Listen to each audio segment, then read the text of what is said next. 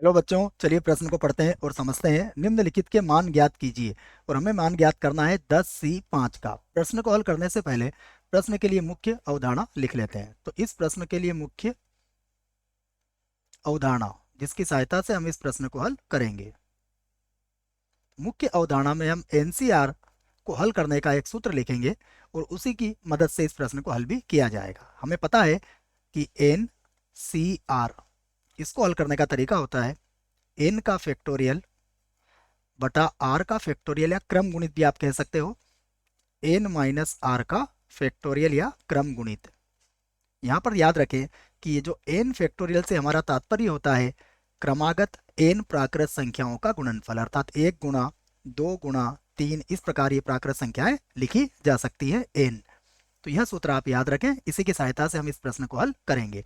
आइए प्रश्न को देखते हैं। प्रश्न में हमें मान ज्ञात करना है 10C5 का।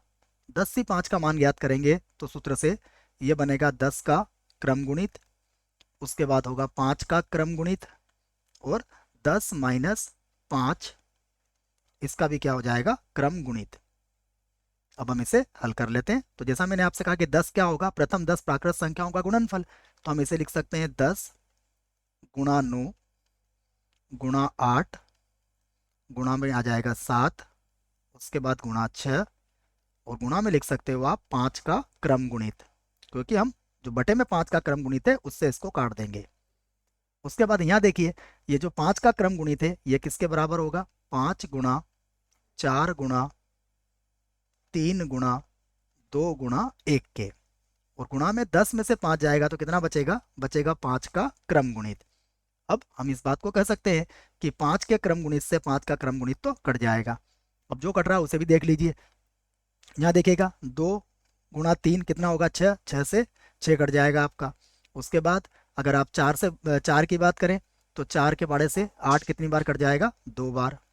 उसके बाद 5 के पहाड़े से 10 कितनी बार कट जाएगा, 2 बार। अब जो बचा है उसे लिख लेते हैं। तो अब हमें मिला है यहाँ पर 2, उसके बाद गुणा, यहाँ पर होगा 9, फिर गुणा, यहाँ पर होगा 2, उसके बाद गुणा, यहाँ पर है 7। इसको गुणा कर लेते हैं हम। देखो 9 का पढ़ा 7 बार बोलेंगे तो कितना आएगा, यह आएगा 63। और 63 को हम 4 से गुणा कर लेते हैं तो 12 के 2 आ जाएगा, हासिल का 1 होगा 24 और 1 हो जाएगा 25। तो हमारा उत्तर कितना आया, हमारा उत्तर आ गया 252। ये 252 हमारे प्रश्न का उत्तर है। आशा करता हूँ आपको इस प्रश्न का उत्तर समझ में आया होगा। धन्यवाद।